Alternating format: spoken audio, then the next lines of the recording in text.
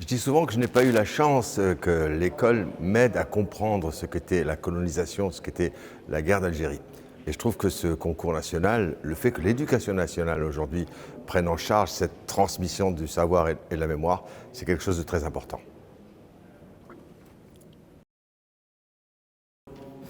J'aurais aimé être plus jeune pour participer à ce concours. Je suis convaincu qu'effectivement, sur cette question de la colonisation, sur cette question de la guerre d'Algérie, il n'y a rien d'écrit de totalement indéniable. C'est-à-dire qu'il y a tellement de vérités qui se battent que c'est difficile, quand on est jeune, ou quand on est plus âgé d'ailleurs, de savoir qui dit vrai, qui a fait et qui n'a pas fait.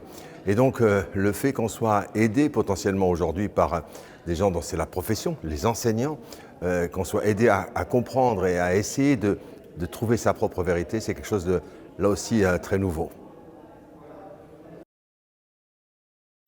De la cohésion, on en a absolument besoin dans la société française aujourd'hui. On voit à quel point les affaires coloniales, les affaires qui concernent la guerre d'Algérie, continuent d'influencer le débat public en France.